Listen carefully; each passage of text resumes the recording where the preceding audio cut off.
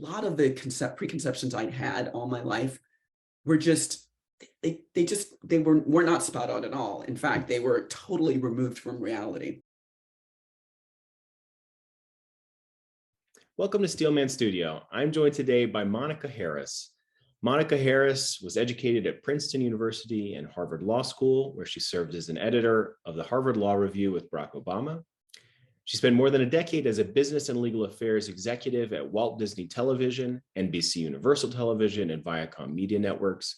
In 2011, Harris abandoned corporate life and moved with her family to Montana, where she remotely operates her own firm for entertainment clients.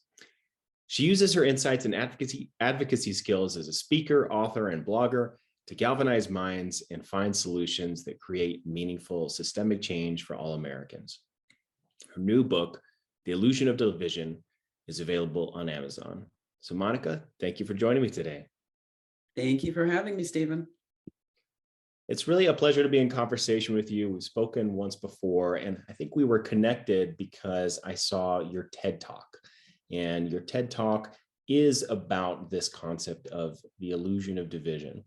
So I wonder if you could just, before we get into your whole story, which is really what I'm most excited to talk about today in this podcast, I wonder if you could just give us in a couple minutes, what is the illusion of division, the book, and how does that relate to the TED Talk that you gave? Well, I think the illusion of division, what inspired my insight around that topic is that, I'd grown up, as I'm gay, I'm Black, I'm female, I'm a triple minority, and I'd grown up in Southern California in the heart of identity politics. And for most of my life, at least as an adult, I've been an ardent Democrat. It's pretty much all my friends and colleagues in the entertainment industry were.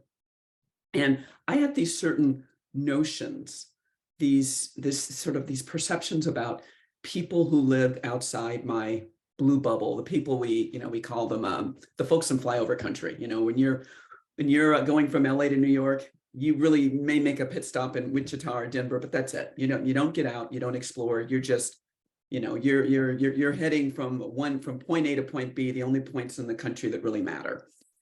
And I also had this conception that people in flyover country were extremely racist, extremely sexist, highly uneducated, just people who were pretty much trapped in the dark ages. And, it's totally understandable. I mean, in a way, because I had no contact with them. And I think that's really what I learned most about, and my journey's taught me most, is that when we don't expose ourselves to other people, when we stay in our bubbles, those preconceptions that we may have had because of, I don't know, things we've read, experiences we've had decades ago, we keep those preconceptions. The first impressions really are what matters most, it seems to me. And what I found along my journey is that a lot of the preconceptions I'd had all my life were just, they were not spot on at all. In fact, they were totally removed from reality. And what I learned after moving to Montana, being surrounded by a lot of people who don't look anything like me, who are incredibly God-fearing, I happen to be agnostic, who are primarily white and straight. What I learned is that we really have much more in common than we think, and we're a lot more alike than we are unalike.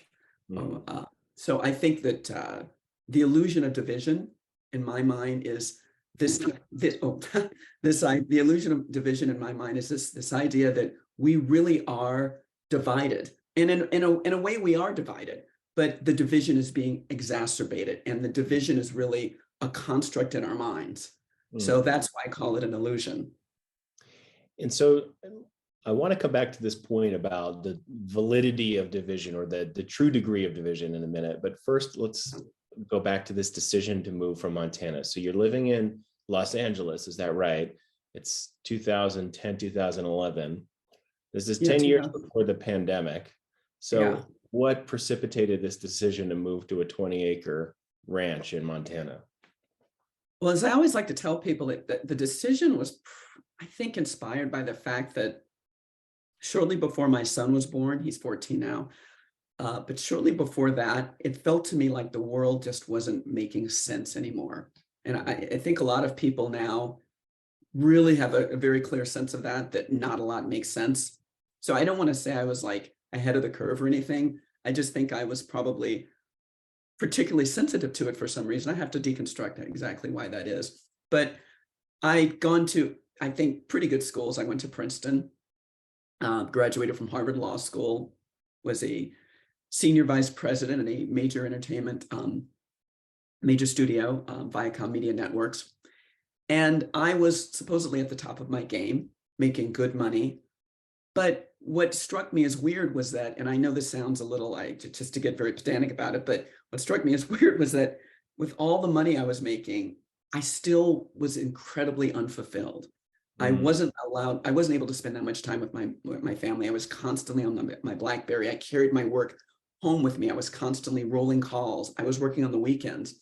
So the success seemed kind of illusory in a way, because I was giving up so many pieces of my soul, my personal life all the time in exchange for digits in my bank account. And at a certain point, I just remember having this sort of like come to Jesus moment with my partner. We were looking at our finances one weekend, and we just gotten paid, and I'm like, how is it that literally this money was just deposited in my account, but it feels like we only have a little left to make it through the week. After we paid all the bills, there just wasn't a lot left. And it made me think, if I'm like in the top 3%, and if I'm feeling this way, what is it like for everyone else? And mind you, we were driving, older cars.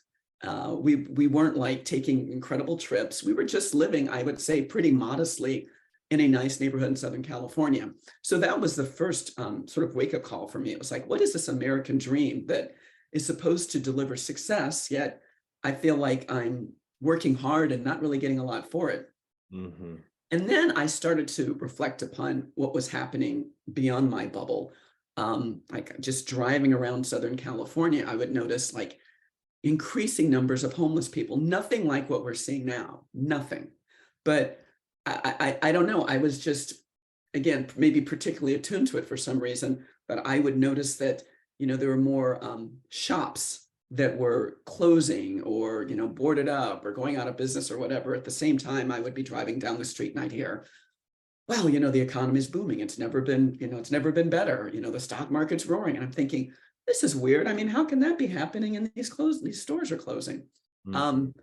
I would take a close look at like just the infrastructure.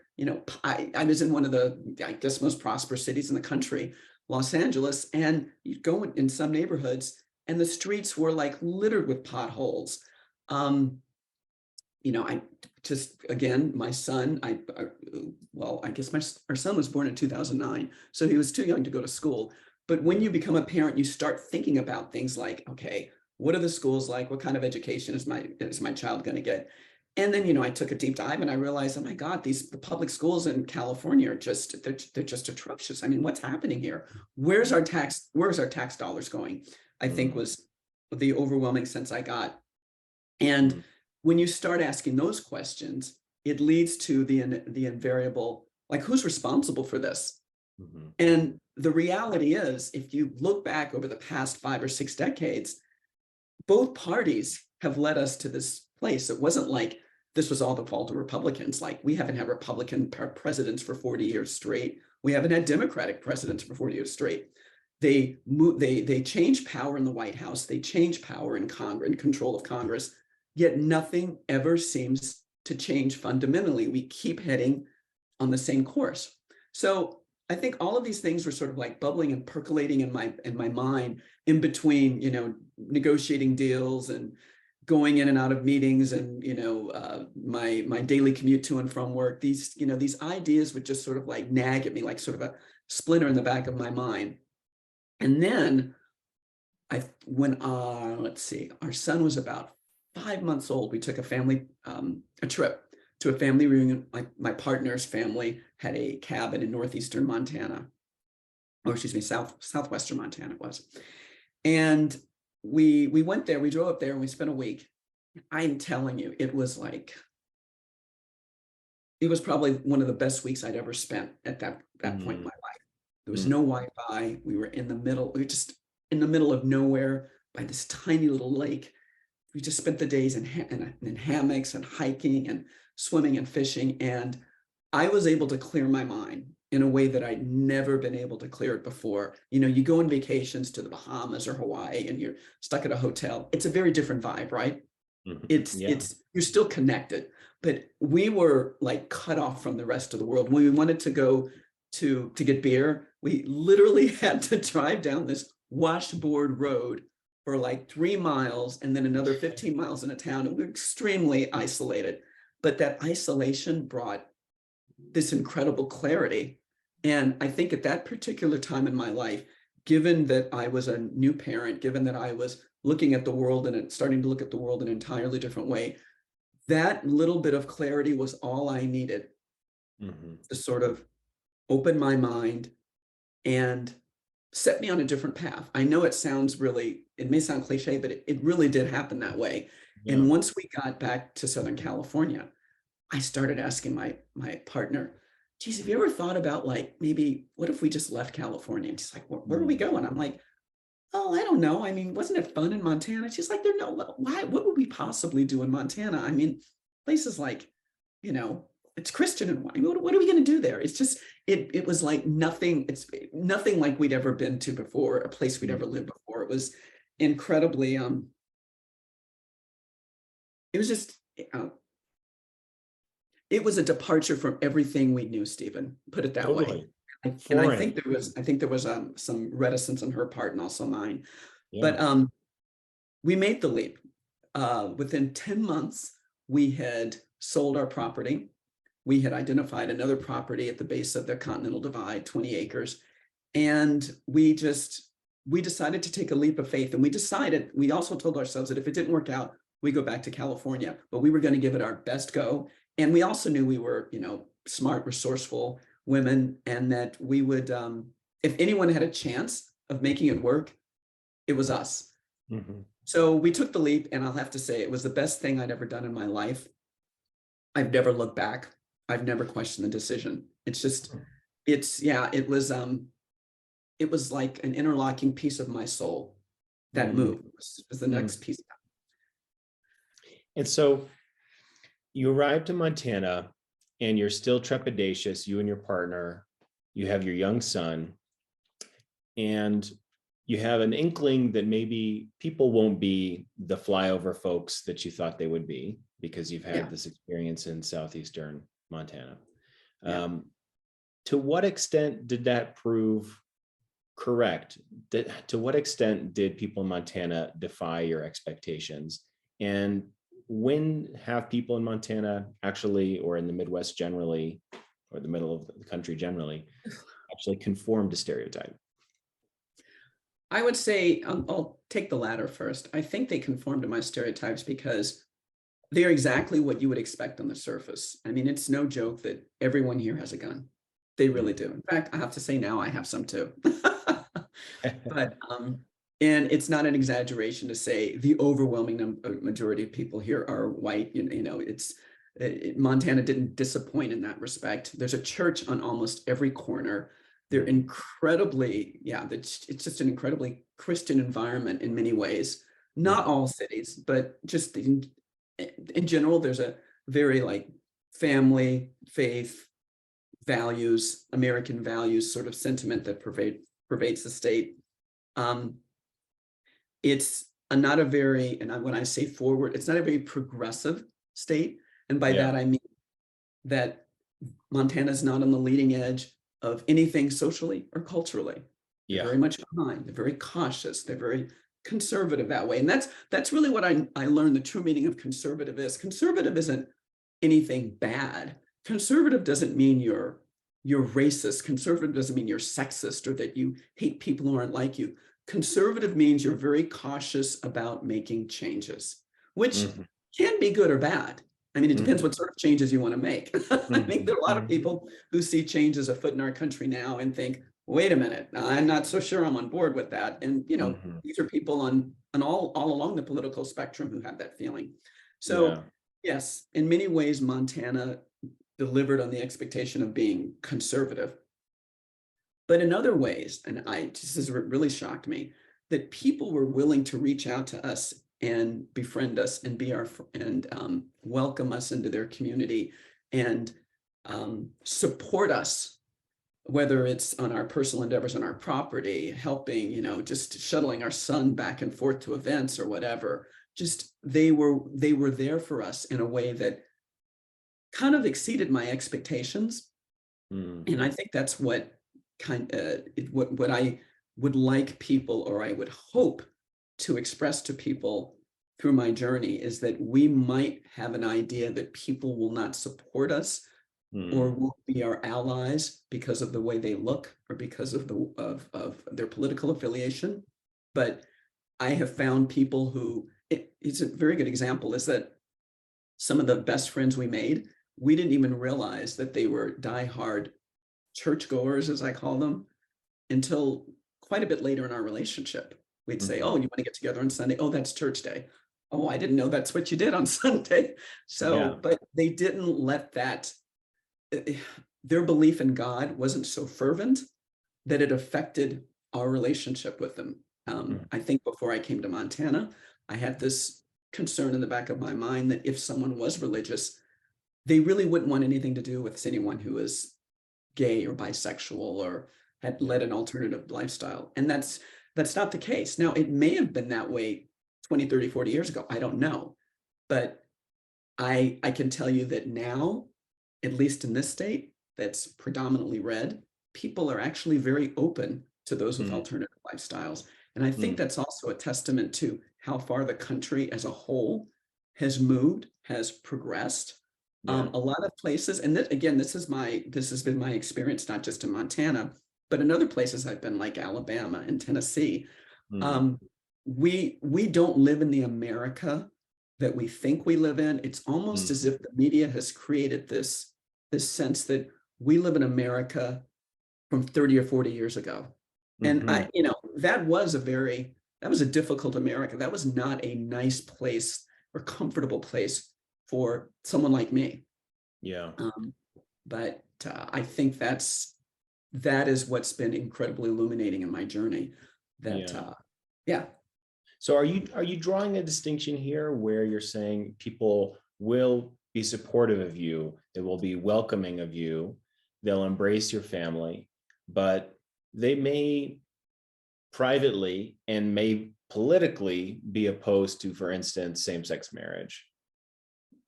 yes, I think, and it's such a good distinction. I'm glad you pointed that out. I think it's probably the case more often than not that people look at my family, the traditional Montanans look at my family and think, well, that's not something I'd opt for. Mm. That's not a choice I'd make with my life. Yeah. But they also, I think, take a step back and say, but you know what? It's her life. This is what they want to do. And more importantly, I get the sense that I'm being judged not by my immutable characteristics, but Mhm. about who I am inside. I really get the sense based on my interactions with people here that they're looking at Monica as a soul and not Mm. Monica as a gay Black woman. Now, not everyone. I mean, I've had and I wouldn't, when I say I've had some bad experiences, I'm not going to say it's anything like I had even in experienced in California 20, 30 years ago, where it's some pretty blatant racism. I will say that sometimes, I'll walk into a small, establishment, a bar or something like that in a remote town and, walk in and I get looks. I get a look Yeah. that says, this, yeah, you're not from around here. And, Right. like this Yeah. isn't something I'm used to seeing, but it isn't a kind of, it isn't a sort of aggressive look that tells me, stay away, you're in danger, get out of here. It's more of a look of like curiosity and maybe a little bit of, like let's take a wait and see and let's see what's going to happen here, but nothing confrontational, nothing aggressive, nothing that makes me feel really uncomfortable. And I would say that a white person walking into a predominantly Black bar in Oakland or Compton or South Central LA, they might get the same Yeah. perception. Not Yeah. because yeah, it's just natural when we see people who aren't like us, we're going to take a second look. But we shouldn't mean that means that we shouldn't take that as a sign that these people, they have it out for me, and they don't want me here, and that I'm not welcome. And I think that's something that we really need to focus on more in this country. We can't. It seems like so many of us are moving through the world now, just assuming that people are going to treat us a certain way because of the way we look. And I think that's a misconception that we need to get our hands on right now and just dispel, because I really don't think that's what's happening. I think that by and large, people on both sides are more open-minded than we're led to believe. Yeah. Yeah. And what about, well, first, I want to come back to this point about the distinction between treatment and political views, because, for instance, I'm friends with a gay couple, here in Colorado, and one of them, he's from Kansas, and I think his family is supportive and kind, but they, for instance, don't want nieces and nephews to find out that they're actually living together in a romantic couple. They want them, for instance, or they wouldn't support same-sex marriage legally or politically. Is there a false comfort there that it's socially easy to be with people who are respectful and even warm and I would say more hospitable than people in a place like LA, but that when it might come to something as critical as whether you can legally marry somebody or whether they'll attend a marriage or honor explicitly your relationship with your partner, that then the support falls short? Well, I think that's an important distinction. It's one I've thought about a lot. I think some of my friends have said, well, they're just tolerating you. They don't really like you. And this is what I think we need to keep in mind about human beings in general. Well, there are two things. One is there's no requirement that people like us. Nothing about democracy, nothing in our Constitution requires that Americans like each other, that we love each other. Yeah. What we demand from each other is equal treatment. Yeah. And this that's, is, yeah. but this is I actually think that people really do like you, I would guess, and that it's not about a distinction between tolerating and liking. What at least in the cases that I'm referring to, I genuinely like you, but I have a piece of code in my moral thinking which prohibits your lifestyle from being morally correct. And my personal, so here I'm speaking as a conservative. Sure, yeah. Hypothetical conservative. My experience with you, I may like you, I may love you, you might be my favorite person, but that doesn't erode my confidence that your sexuality is immoral, because that comes from a different part of my thinking, which isn't derived from experience. It's derived from revelations, devised from theology. And this inability to take something from a lived experience, oh, I know a gay Black person, I love this person, and then transition it into a change in mindset. I support this person's decision to marry whom they choose. That disconnect is one that I think causes some people a lot of heartburn, and including myself, causes me a lot of sadness, because it requires a kind of cognitive dissonance, that on Saturday night you're hanging out with them and then Sunday morning you're disagreeing with that lifestyle. Well, yeah, I see your point. I think that what we have to keep in mind, I say this a lot, is that evolution is a process. It's not an event. You don't automatically, it's very difficult for human beings to change the way they think and to sort of mold their values. But I think the first step is what you just described. It's bringing someone into your life and acknowledging, even privately. I mean, that's not a bad thing for us to have our private relationships with people, acknowledging privately that, you know what, I don't respect what you're doing, but I respect you. I like you. You're a good person. And then gradually over time, as they Yeah. begin to see how you move through the world, and that how you move through the world really isn't so different from the way they move through the world, that's where the evolution comes. Yeah. My father's a perfect example. He was, both my parents, very disapproving of my relationship with my partner when first we first got together. In fact, I'd been gay for probably 15 years, and they may have suspected, but we never talked about it. It was very much a don't ask, don't tell situation. So I'd never really introduced anyone to them as my partner, and it was pretty traumatic. Mm, And I think for the first couple of years, it was extremely tense. But mm, what I what I think made the difference, and the relationship, believe me, is not where it should be or where I'd like it to be, but it's a mm, heck of a lot better over the past 15 years. And I think what made the difference is that my parents were able to see, especially as we've raised our son, that our values were very similar to the values that they raised me with, you know, mm. regardless of who I sleep with, regardless of who I'm making my life with. My parents and I are in sync about being good people, being Mhm. respectful people, Yeah. being honest, um, hard work, providing for your family, keep passing those values along to your son, sacrificing for your child.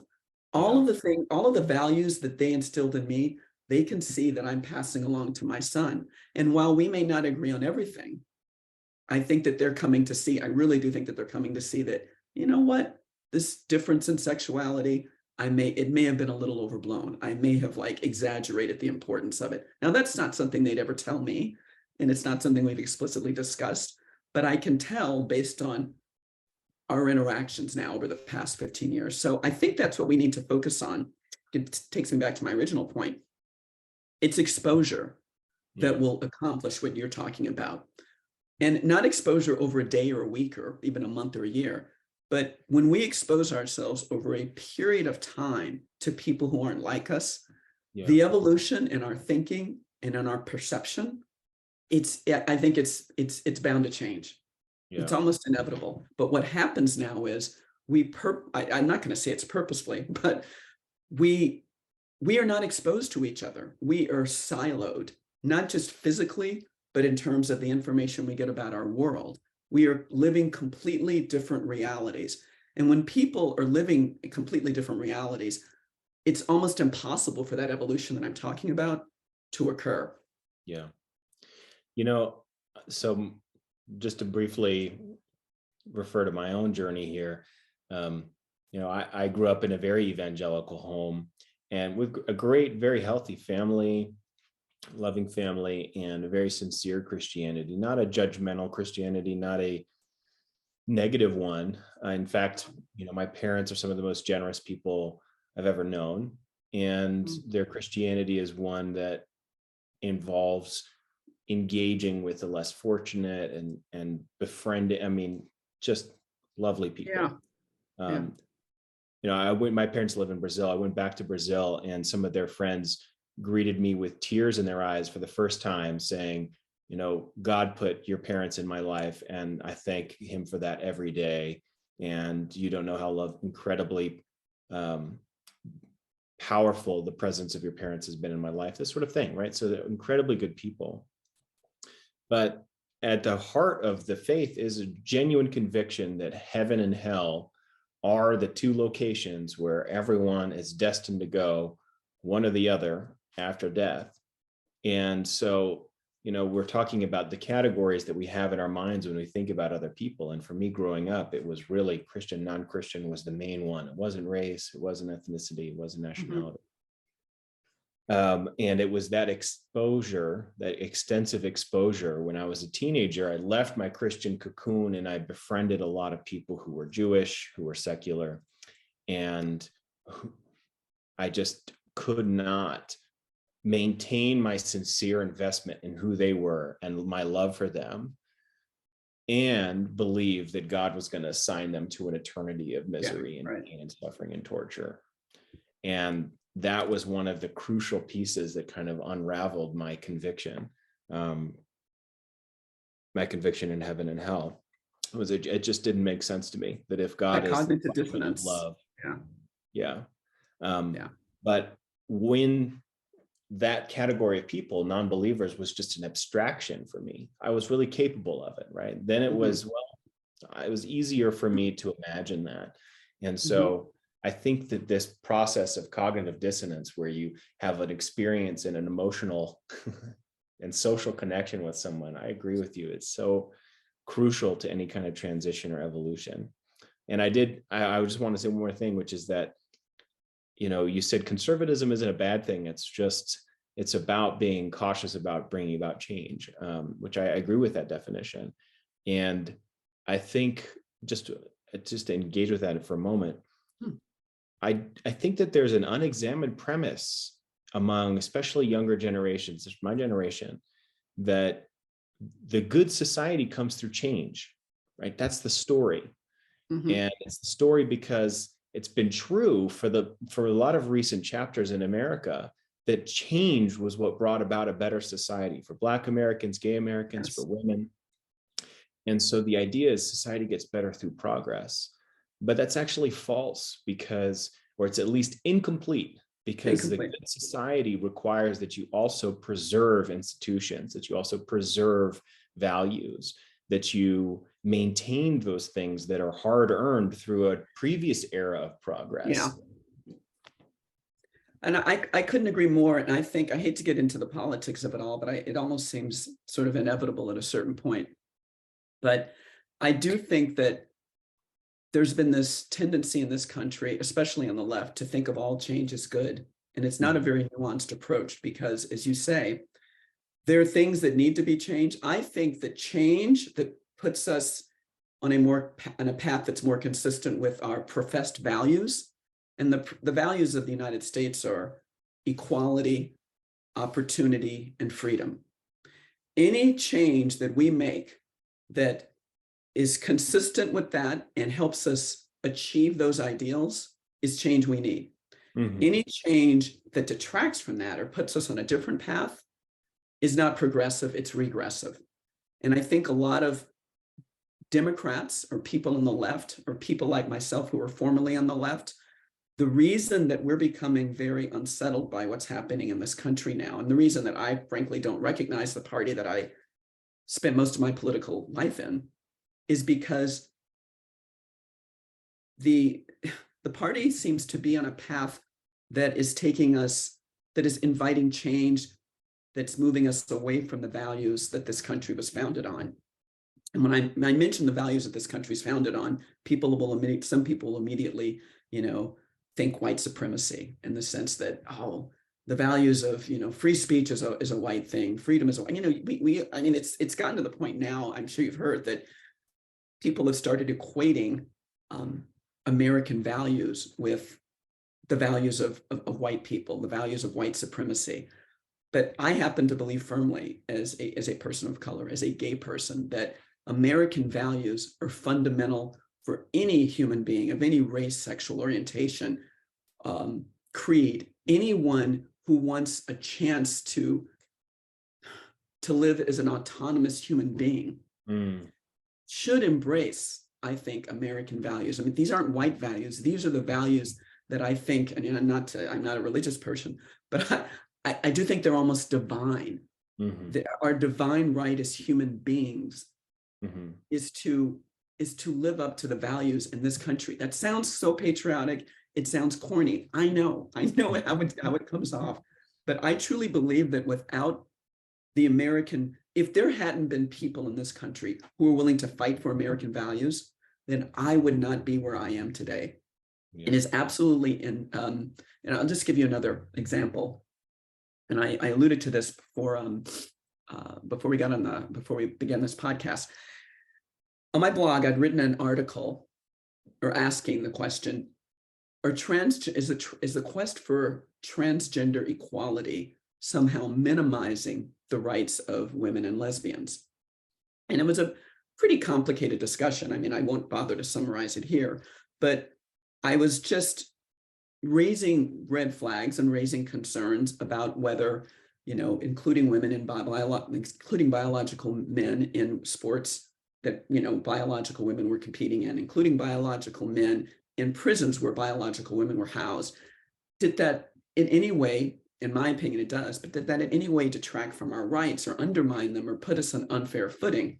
Yeah. And so it was, the article was written in the spirit of like, hey, this is something for us to think about. This is something for us to consider. And I posted it on Medium, and 24 hours later, it was removed because it was considered hateful content. Mm. Because I suppose I was arguing or advocating that these men be excluded from women's sports in prisons. But the irony was that I'm a member of 3 protected groups, Mhm. and my voice was being silenced because I was allegedly arguing to exclude a single protected group. Yeah. And it just reminded me where the left, because this is what happened, I think, really is sort of symptomatic of what's happening on the left, a silencing of anyone who disagrees with your position. Just call it hateful, and that's it. It's Yeah. done. But it's this regressive sense of, we will push for the freedom and equality of one group, even if it means marginalizing other groups that have been Yeah. historically disenfranchised. And it made no sense to me, but this has become symptomatic of the kind of progress, and it's Rabbit Yeah. Ears quotes progress, that we see coming from the left. And this is nothing. If we had this sort of mindset 40 years ago, the civil rights movement would never have taken place. Never would have. Because as soon as you say anything that makes someone uncomfortable, it's if people can be silent simply for making other people uncomfortable, then imagine how many civil rights leaders would have been silenced because they made most white people uncomfortable. Yeah. So that I think is goes back to the point we were talking about, which is, Yeah. you change is good, but change is only good if it keeps us on the path of freedom, of equality, and just basic personal autonomy. Yeah. That's progressive. I think, this is a hypothesis I have. Let me share it with you because I'm agreeing with what you're saying in large part here. And, it seems to me that when you have a formula in mind for what progress looks like, and you get trapped into a kind of pathological expectation that good change looks like this, you arrive at this sort of moment that we're in now. And I think that formula is, you look at the social question. So in this case, it's transgender identity. And then you identify the most vulnerable group or the most marginalized group within that equation. Okay. And then you optimize for treating that group with as much empathy as you can. And that's what progress looks like. Now, that's not inherently bad. And I think that parts of that are what have happened historically in the social progress that America's made in the last 60, 80 years. But what you're identifying there is that there are sometimes trade-offs where if you only consider the well-being of one group, then it might be at the expense of another group. And we just need to have an open discourse in order to be able to talk about things like trade-offs, talk about things like degrees of validity in terms of how early does someone need to transition in order for them to be considered a biological female, et cetera. Yeah. And I totally agree with what you're saying, that our discourse in this moment is one of intimidation. It's not one of persuasion. And it feels to me as if that's the kind of pathological trajectory that we're on. And we need, so that's the first point. The second point is, I think it relates to having too narrow of a set of values. So if I think on the left, so I've done a lot of research on this, other social psychologists have looked at this. The progressive left is really defined by 2 values. They are empathy and fairness, or you could say care and justice. The language isn't as important as the values here. And so if you are only looking at empathy and justice, you might miss other problems that don't fit that same equation. So let me give an example. Recently, there was this case of Jordan Neely, who was killed on the New York City subway. Yes. And the response from the left was empathy for the most vulnerable person in the equation, Jordan Neely, homeless, Mhm, mentally ill, mhm, victim of domestic violence. Without yeah, a doubt, he had the worst situation in that train car. And justice, he gets killed, somebody needs to face trial. I agree with that. mhm, mhm, mhm, What it fails to consider is, what about the experience of the 18 or 25 passengers in that car who are yeah, clenched up, hearing someone say, I'm suicidal, I'm ready to go to prison for life, I'd rather be in jail than here, and mhm, watching him throw trash and watching him get menacing. Those people are genuinely concerned that they're going to get clocked in the head. And as it turns out, in this case, they might have had good reason for that. He had a history of mhm, hitting people in the face. Um, Progressives aren't as good at expanding the the scope of who it is that they're showing empathy towards if yes. it doesn't fit the definition of the group of person that they want to prioritize. Do you think that that's basically right? Yeah, I would say it's not just another core value of the left is tolerance, Yeah. but I think like empathy, what the left is often practicing is selective tolerance and Yeah. selective empathy. Yes. Um, that is, yeah, that's a big problem, which of course is inconsistent with the ideals that I'm talking about, because true American ideals aren't selective equality. It's not selective freedom of speech. It's not selective anything. It's broad. Everyone is entitled to this. You are entitled, and given racism as an example, you are entitled in America to be free of racism, whether it's being perpetrated by a white cop or a young black boy who's just graduated from high school who may come after a white person because they're white. You don't want that to happen, and you don't want a white cop to come after a black motorist because they're black. But in this society, we have somehow twisted racism to this belief that, oh, racism only exists if it's exercised by a person with power. That's a selective view of discrimination and equality. And I think Mhm. I first started seeing that I think it was my third year of law school in a class called Race, Racism, and the Law. This is brand new. We're redefining words like crazy in the society, obviously.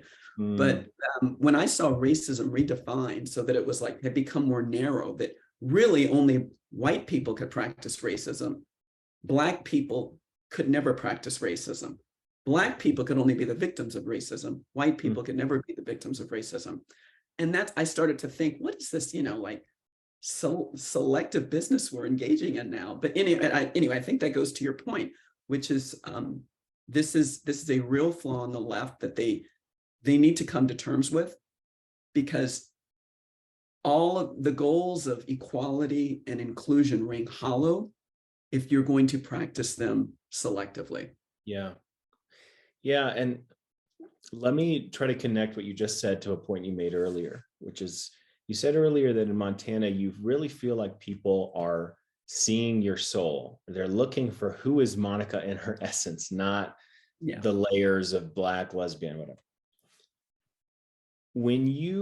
So now going back to what you said about in Harvard Law, the class claimed, or the curriculum claimed, only white people can be racist. Yeah. So this is where I see a dissonance here. If black people can't do something bad, by definition, then they really can't do something good either, because I think in order to get credit for doing something good, you have to have had the option to do something worse. And Interesting. instead, it looks almost like there's something infantilizing about that. It's something dehumanizing about it, even though I think there's probably a good intention behind the intellectual work that leads people to explore the relationship between power and prejudice. And I think probably it's probably correct to scrutinize the differences between, black on white racism, white on black racism, because of differences in history, differences in population sizes, and all Mhm. those things.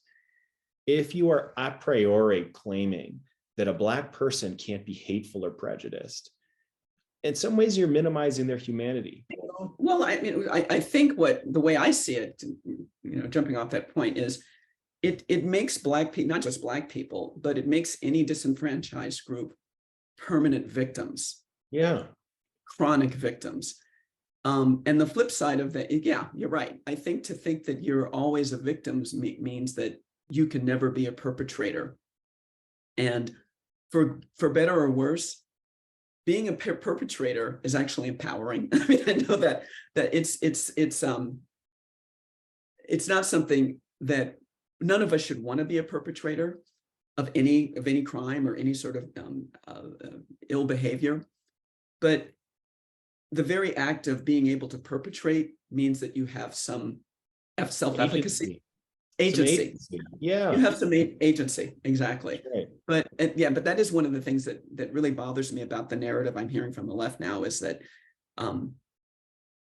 almost like the oppression Olympics, I call it. People are jockeying for victim status. And I think that one of the issues that I have with diversity, equity, and inclusion initiatives that are being taught in schools, and my son is in a private school here in Montana, he's certainly been subjected to his fair share of that even here, is that it is conditioning children, especially, to constantly see themselves as the recipient of hate, of prejudice, of just an unequal treatment. We never stop to think, what does it do to the human psyche at that age when you're constantly told that essentially you'll never be judged by anything other than the color of your skin. You will never be seen as anything other than that immutable characteristic. Yeah. How can you possibly feel empowered to move through life if you have that, all of that baggage hanging over you all the time with every step you make? So I don't think they realize this, but they're actually like disempowering an entire generation of people with this victim-minded thinking. Do you see any signs of it kind of shifting? Or do you think that we're on the outer periphery of an extreme and that we'll swing back? Or do you think that we're still headed more in that direction?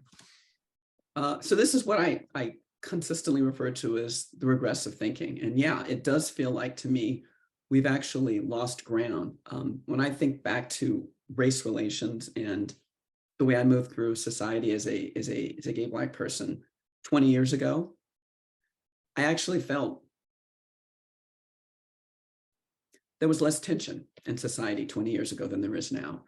I think most straight white people that I encountered before my son was born were very cool about, me being Black and gay, and I was afforded all sorts of opportunities professionally, socially, and otherwise.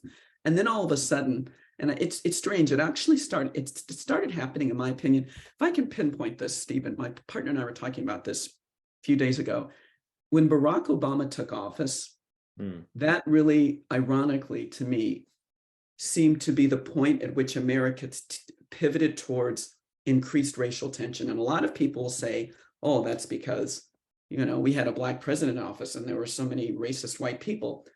But I take issue with that because he actually received probably more votes than any president in recent history had. And most of those votes were from white people. And in fact, he had a good chunk of votes, I think it was like 15% from Republicans who were probably mostly white. So we had the first Black president in history who didn't win by a hair, but by a very decent margin. And he was reelected. So when I look at those facts and I compare it to the narrative, it just doesn't make sense that that we started having all this racial tension because we suddenly had a Black president in office. I think the racial tension came from the fact that we had the first Black president, but we were never allowed to forget that he was the first Black president. If he were just another man who happened to be Black, I think white America and Black America wouldn't have fixated so much on race. But when you're constantly told he's the first Black, he's the first Black, he's the first Black, then he becomes Black more than anything else. That becomes the defining characteristic of his presidency, in fact, when he was so much more and he accomplished so much more. But this is what happens when the incessant focus on race actually dehumanizes and it's so reductive. It reduces us to the most basic element that has Mm. nothing to do with who we are inside. Yeah. So what I think happened is that once Barack became president, there's this whole narrative in this country just shifted towards focusing on race, whether it's whenever there's any police violence. Now we know, or maybe you haven't looked into this, but 90%, I forgot the statistics, but the vast majority of all all police brutality against Black people, it's not committed by white police officers against Black victims or Black civilians.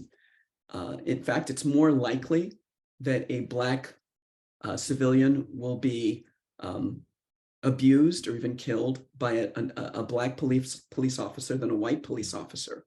Mm. But over the past 15 or 20 years, this narrative has been crafted to make us believe that racism is what's driving police brutality against Blacks and other people of color. And it's really not. It's class. It's a matter of, when you're living in an environment that's challenged with poverty, with unemployment, and really meager opportunities, you are more likely, a person of any race, you are more likely to be enveloped in a life of crime Mm. and be Mm. around people who are enveloped in that same lifestyle. And that's going to necessitate, or probably inevitably, more negative encounters with police. But rather than focus on the root causes of that problem, it's the conversation just turns to, race. Police brutality is all about race. Everything became all about race over the last 20 years. And while it's important to talk about race, I don't want to create the impression that racism disappeared after Martin Luther King, sort of enlightened us and put us on a different path. Racism absolutely is persisted and still persists, but it's disproportionate. The level of attention we're putting on it is disproportionate, in my opinion, to the actual level of racism we're experiencing now. So, yeah, I mean, I agree with you. Let me ask you about, so I just from a note from your bio, so you did work with Barack Obama when you were in law school. What was the atmosphere like at that time? To what extent was, Barack Obama's race relevant to how you saw him then and others saw him then? I think that on law review, the fact that Barack was Black almost never came up. I think that thankfully on law review, we were pretty much focused on intellect and not on race or sex. And there were a lot of extremely brilliant people on law review. He was certainly by no means alone.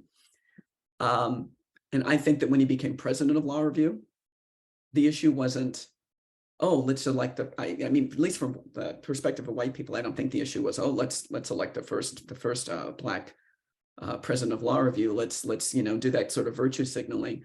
He really was the only candidate left after a lot of the others had just been sloughed off for various reasons.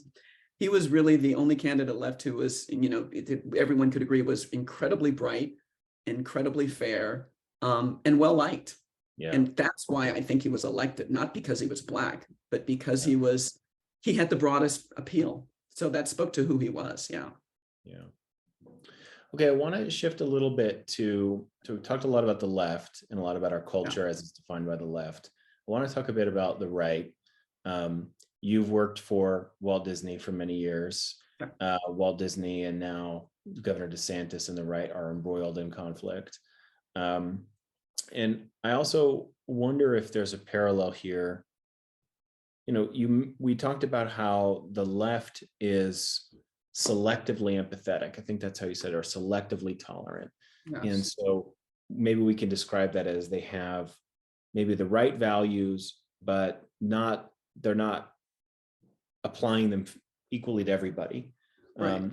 If we think about the value, you talked about the American value of freedom. To me, this is one where I think the conservative right is selectively applying freedom, because the freedom to have a weapon is one that many Americans perceive as sacred or as revered within our founding. But it's coming at a very high cost today. For young Americans, dying by guns is way, way higher than it is in any other developed country. So for one statistic, there isn't another developed country where death by homicide or by gun wound is in the top 4 for young Americans, meaning teenagers and children. And in the United States, it's the #1 cause of death now, exceeding car crashes, exceeding cancer and illnesses, right? So Wait, I'm sorry, can I stop you there? I want to make sure I understand this. You're saying that gun violence claims more lives than anything else right now? Among teenagers and children, it exceeds deaths by car crashes and illnesses. Yeah, #1. Yeah. Okay. Yeah. So those people have lost their freedom, those children. And it seems to me that if we worship this idea of freedom to have guns, it's the same sort of problem as worshiping this idea of empathy towards the marginalized. It stops us from seeing broader problems and consequences because we're so fixated on one particular thing. Do you think that's right? I kind of put a lot out there. Yeah, I think it's an analogy I can wrap my mind around. Sort of deconstructing it though, I think that we have to start from the premise, or at least a basic understanding, that freedom isn't without cost. Granting freedom to everyone is probably going to come at a price, at least for some groups. I mean, let's just talk about it. Let me take a step back and look at the free market, okay? Another type of freedom. True believers in capitalism, true believers in the free market believe that supply and demand will ultimately achieve the appropriate allocation of resources throughout society, correct? Unhindered, unfettered free market, without manipulation, without government intervention. However, you and I both know that even the most free of markets, there will be those that have and those that don't, right? Even if we set aside the existence of an oligarchy, which I'm sure I would think you and I are probably on the same page about, an oligarchy exists to some extent in this country now. But even without that, in a perfect capitalist society, completely free, there will be those who lose, okay? Does this mean we shouldn't have a free market? No. What it means is that everyone should have the opportunity to succeed. But if you have the opportunity to succeed, you also have the opportunity to fail. But I don't think that opportunity for failure means that we should abandon the free market. Mm-hmm. Similarly, I don't believe that the fact that every American has the constitutional right to own guns, I don't believe the fact that some people will be killed as a result of that. Some people will be victims needlessly as a result of that. That does not mean that we should, not have the right to own guns. Yeah. Similarly, with freedom of speech. I completely agree. Yeah, no, I completely agree. I don't want to claim otherwise. While we've been talking, I just pulled up this article. This is from December of last year. I'm just going to share my screen really quickly so you can see it. This is from the New York Times. Gun violence recently surpassed car accidents as the leading cause of death for American children. And here you can see gun deaths from 2000 up to present day. 19% of causes of death for children ages 1 through 18, exceeding drug overdoses, cancer, suffocation, and car crashes. Can you scroll down a little? I'm sorry, up. Can you get to the top of that article? This goes through what date? This was published in December. So I'm looking, but what date does it go through at the bottom of the chart? I mean, is it 2020? Here's the reason I ask is because, and I think I'm probably particularly sensitive to this with a teen. My understanding is that especially post-pandemic, the fentanyl epidemic, and it Mm, is an epidemic now, is claiming just insane numbers of children. mm, And not just children, young adults too. So I would like to, I would be curious to see, I see drug overdoses went up to almost 7%. yeah, 7%. Um, I would think that that's substantially higher now. In fact, Yeah. my greater concern, Stephen, is not guns, because, I think it's a lot easier in this country to get a hold of fentanyl or any illicit subject than it is to a substance than it is to get a hold of a gun. And I'm not downplaying gun deaths, but I'm just saying, in proportion to what the threat is now, I think the growing threat for children under the age of 18 Yeah. is probably drugs. Yeah. Um, Well, but yeah. let me just come back to this point though about guns, because you are juxtaposing the freedom with opportunity. You can't, freedom and opportunity need necessarily go hand in hand. And if you genuinely have freedom, you're going to have different outcomes. You're going to have people who excel, and you're going to have people who struggle. And then by analogy with guns, if you're going to allow people to have the freedom to protect themselves, you're also going to have the freedom to hurt others. And that those two things can't be completely unraveled. Um, but what I would, by analogy, say is freedom can also come with responsibility. I think that's the juxtaposition we need more of. So for freedom we talked about speech and others, freedom to drive a car is one of my favorite things in the world. I absolutely love being able to just get in my car and go anywhere, but it's not without its constraints. I can't drive if I'm drunk. I can't drive if I don't have a license. And I can't drive at a young age. I can't drive if I have disabilities, and I can't drive at 200 miles an hour. So there are restrictions on my freedom, which impose a cost on me, right? I might want to drive drunk, or I might want to drive faster, but they're done in consideration of the general good. With guns, the claim, the analogous claim would be, we need to have more responsible gun policy that will restrict access to guns, such that in the same way, it's limited to people who can responsibly have a piece of technology that can end the lives of other people. That would be my argument. So digging down into this, that's a good argument. Although I would say that the car analogy is slightly different, because driving is a privilege. It's not a right that's guaranteed. We have the right to travel, the freedom to travel, but it doesn't necessarily mean getting into a car. It means just the ability to move freely through the country without showing papers.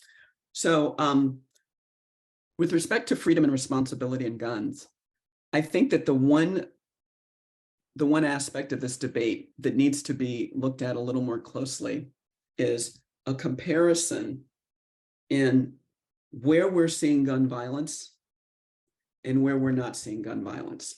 Mm-hmm. And I can only give the perspective of living in California, Montana, because I've spent most of my life in it as an adult. And I will tell you that when we moved here about 11 years ago, there was a survey, and I forgot where it was conducted, but it said the average Montana household had approximately 10 guns. And I imagine since 2011, that number's only gone up. I could be wrong, but that's what I suspect. We have a state of roughly a little over than 1 million people. Now, knock on wood, the instance of gun violence in Montana, just per capita, is extraordinarily low. There are people who take their lives by suicide, which is a very, very common cause of death in the state, in a lot of mountain states. But mass shootings, almost non-existent. I think you could say the same thing about North Dakota, Wyoming, a lot of these states. Okay, now you could say it's just because we don't have a lot of people. But the thing is, we do have a lot of guns per person. So I think we need to ask ourselves, why does there seem to be more gun violence in certain areas than others? Mm-hmm. Okay, if guns are truly dangerous, then you would think, given the number of guns available in my state, that we should be seeing at least a few mass shootings in the last 5 or 10 years, right? We should. We haven't.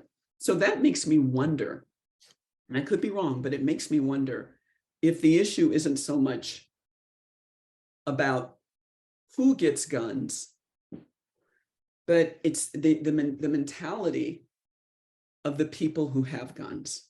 Mhm. It's not just about background checks. We already have background checks. When they talk about more extensive background checks, I'm wondering, well, how much deeper do they plan to go? When I got my guns, I mean, it was a 2-week waiting period for a rifle, if I'm not mistaken. They had access to every single jurisdiction I'd ever lived in. I mean, it was pretty comprehensive. Mhm. Now, so my question, I guess, for gun control advocates is, what additional steps do we need to take to make sure that these guns do not reach the hands of people who are, likely to misuse them? My concern is that, given what I've seen in Montana, is that if we stricter gun control laws are only going to make it harder for law-abiding people to have access to guns. Mhm. There's nothing that I've seen that indicates to me in any of these policy proposals, there's nothing that will actually keep guns out of the hands of people who aren't respectful of laws to begin with. Mhm. That's the fundamental problem I see. And I'm sure you've considered this as well. The gun violence that we see in this country, I think, and I would love to see an overlay of statistics here, I think it's moved proportionately with the rise of mental illness in this country, Mhm. which has gone up at a staggering pace over the last 10 years, and particularly post-pandemic. Mhm. So the bottom line is that freedom is going to be abused, freedom of any sort, speech, freedom to own weapons, any of it's going to be abused if the people in a country or become less mentally sound.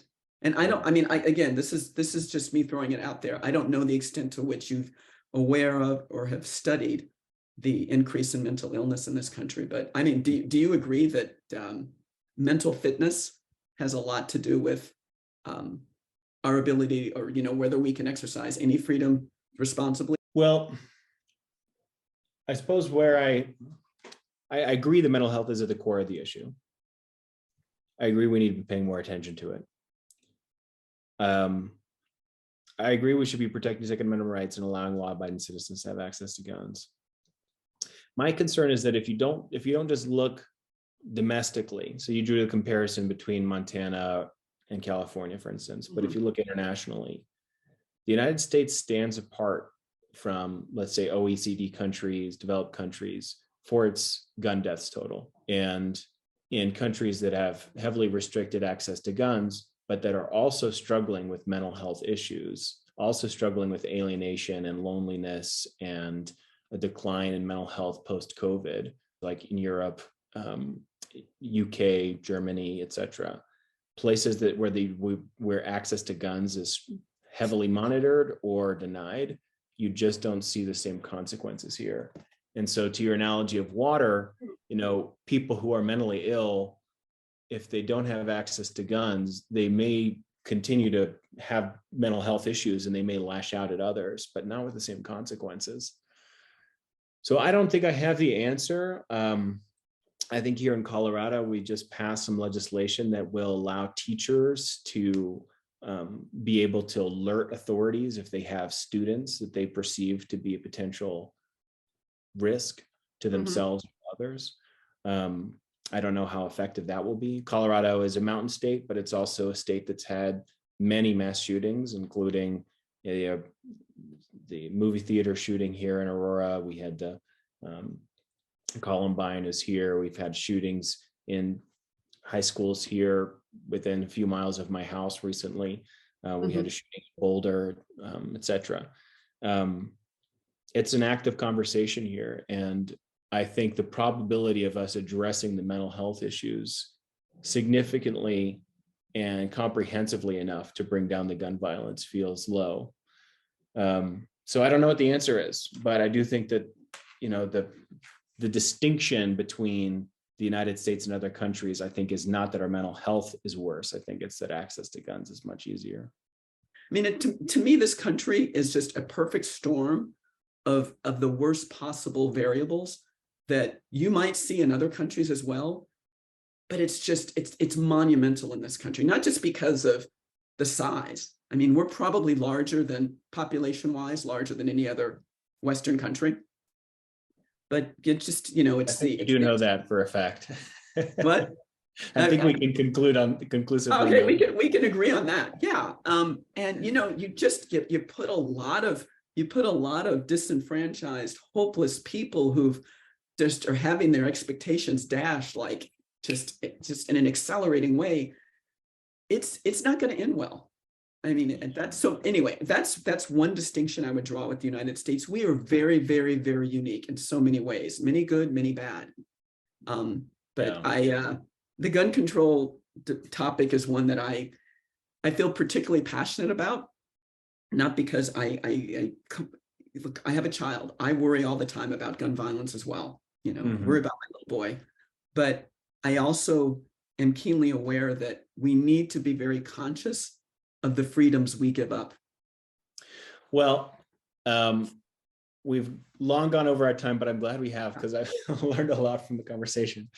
I wonder if you have any kind of departing message that you would like to say. You know, if you were standing in front of a national audience, or maybe it's not a national audience, maybe you have a particular message to progressives or to Black Americans or white Americans. What is it you might want to say? I think my message to not just Americans, but to all people in general is that we need humility.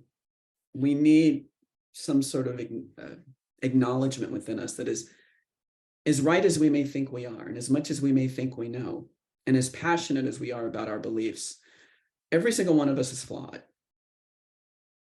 No one gets it right all the time.